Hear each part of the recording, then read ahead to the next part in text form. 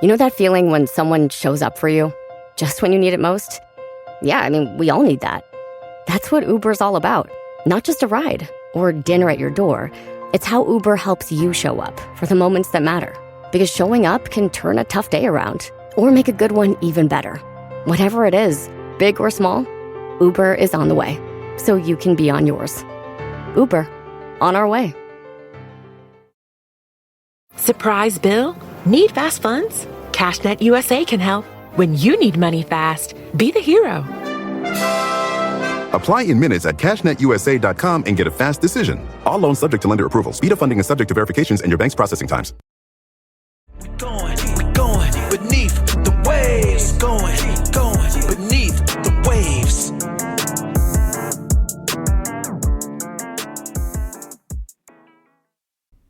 Hello, BTW fam. This is the Beneath the Waves podcast, your source for all things Seattle hockey. I'm Heather, and once again, I am back for a solo mini pod today with some fun PWHL updates. Speaking of the PWHL, you may have noticed that we've changed our intro just a bit, and that's because we are so excited to be able to bring you PWHL updates and all the fun stuff about the new team this upcoming season, as well as your Kraken updates. So we're really looking forward to that. I'm super excited about that. The PWHL is something I'm very, very passionate about. And so I am just very excited to be able to watch the games and chit chat about those as well. I have a couple of things I wanted to cover today. First is that I wanted to touch on the Walter Cup because obviously this is a big deal. The PWHL finals just ended, and you probably saw that the Minnesota Frost won the cup for the second straight season. So this was a best of 5 series where they were playing against the Ottawa Charge, and all four of these games went to overtime, with the penultimate game going to triple overtime.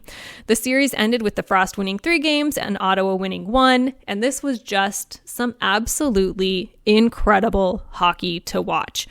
I'm not gonna lie, I sort of was rooting for Minnesota, but when it got to this last game, I was really rooting for Ottawa to just kind of tie it up because then we'd have more hockey. Like, I just really wanted more PWHL hockey because the overtime games were just electric. I mean, there was no way you couldn't watch and just get super stoked about not only the PWHL in general, of course, that part of it, but also just get excited for the potential future of Seattle having a team, getting, maybe even getting to this point, but just playing hockey. And I think I just could envision it so much that I was just really looking forward to watching at least one more game. But okay, huge congrats to Minnesota with that second straight season win. So cool. But I just have to say that this is something that we can just so look forward to, is just this competitive style of hockey. These players going out and just leaving it all on the ice. I'm so excited for that to come and for Seattle to be in the mix. So just get excited, get pumped. I cannot wait. The PWHL is just, it's really actually just totally a sport of its own in so many regards, and the fact that there are so many overtime games in the finals all around just proves exactly that. So huge congrats to Minnesota Frost and their win, and also to Ottawa for also being up there and getting to that point too. The next thing I wanted to talk about is the expansion draft, because that is coming up very, very soon. So we knew that the teams would get an expansion draft prior to the regular draft. And one of the reasons they were doing this was to make sure that both the Vancouver and Seattle teams could be competitive this first season that they are playing. Because without that, they would be drafting young talent, and there's nothing wrong with that. But it also helps to have a little bit of those veteran players as well. And that's kind of how you keep all 8 teams competitive instead of just the inaugural 6. So I thought I'd talk a little bit about the process and the timeline for the expansion draft. So first thing that you should know is that the PWHL roster is 23 active players. I think it helps to know that just because as I'm talking about numbers that are going to be selected in the expansion draft, the potential exclusive signing window, and those sorts of things, you kind of can see how these teams can be comprised of different players.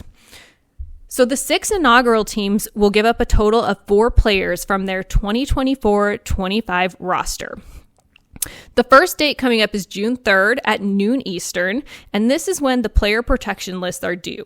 So each of these inaugural teams can protect 3 players, and if during either the expansion draft or the exclusive signing window, they have to give up 2 players, then they can protect an additional player for a total of 4 protected players. So that's kind of an interesting wrinkle. So if, for example, 2 players are signed during the exclusive signing window, which I'm going to talk about in a second, then they'll be able to protect another player. So that kind of helps so they're not just being completely decimated after this is already, kind of a tough process as it is.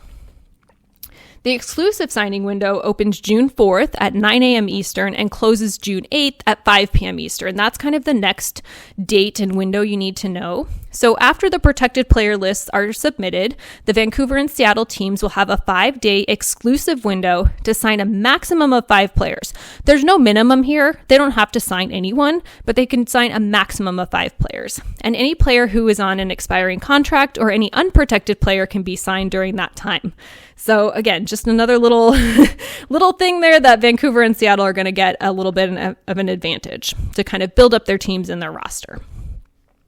Then on June 9th at 8:30 p.m. Eastern is the actual expansion draft. So this is when the Vancouver and Seattle teams will select a minimum of 7 players each.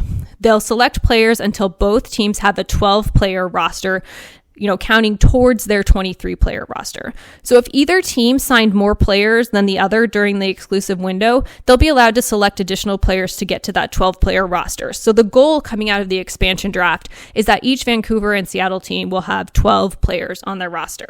So that kind of tells you a little bit about how these teams are going to be comprised, right? So then June 24th at 7 p.m. is the actual draft.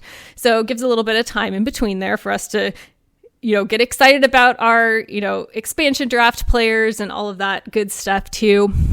This will have 6 rounds and all 8 teams will select from the players from, either other professional leagues or collegiate graduates, just the full roster of incredible upcoming talent. We don't know the full draft order just yet, but we do know that the New York Sirens will pick first. I know there's been just a lot of talk about the way the expansion draft will happen because it is going to be tough on these inaugural teams for sure. Like it is going to take quite a few of their players. And, I'm not sure if there's a better way to sort of, structure this, but this is what we're with right now. This is how it's going to work. And, for Seattle and Vancouver, it's very fortuitous for us to be in this situation, but it is going to be really interesting to see how this all plays out. I'm excited to sort of, keep a close eye on that exclusive player window or signing window as well to see if we pick up any players there. It's just going to be so interesting. It's going to be fast here in these dates that are coming up. So the PWHL website actually has all the details on this process. It has some player lists for you to check out. So definitely go and take a peek. It's where I sort of took this information and then, sort of digested it down to make it hopefully easy to understand as well. But definitely go check that out for more details and just to get excited. As every time I go to that website, I'm super excited and it just makes me more looking forward to what we've got coming up. And to round out this mini pod, I wanted to make sure everyone had heard the latest, biggest news for the PWHL Seattle team, and that is that the team officially has a general manager.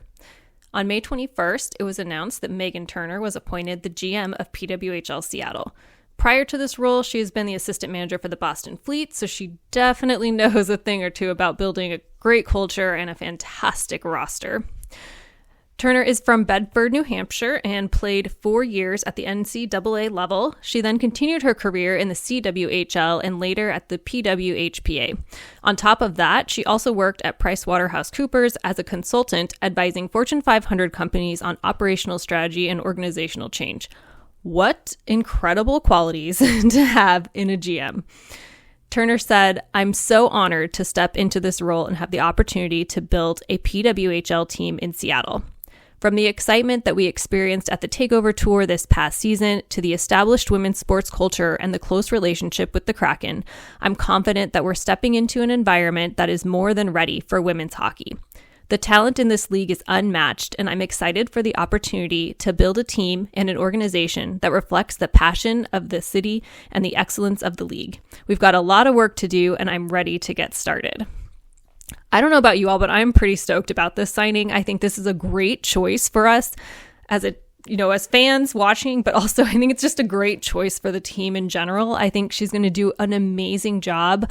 I really was paying attention to her as moves were being made in Boston, and I just think this is going to be such a great fit. So super excited for this. I hope you all are too. We'd love to hear your thoughts on this signing, but I think we hit a home run with this one. So just more reasons to be excited for the PWHL to take place and get started.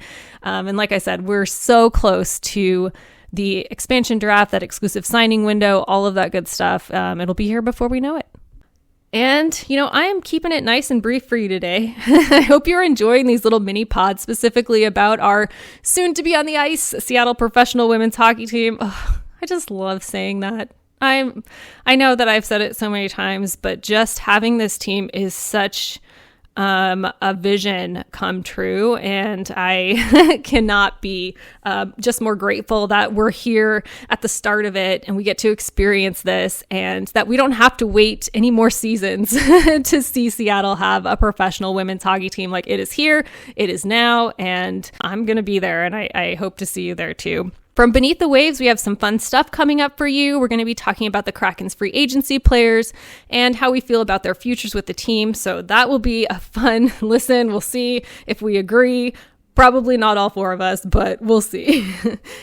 And then I'll be back after the expansion draft to give some deets on our first official PWHL Seattle players. Oh my gosh. I'm going to try not to get too excited, but I can't help it because we're going to have players by then. Oh my gosh. Until then, though, we are BTW SEA on all social media, so make sure to give us a follow. We just so appreciate your support, your reposts, your likes, your comments, all the things.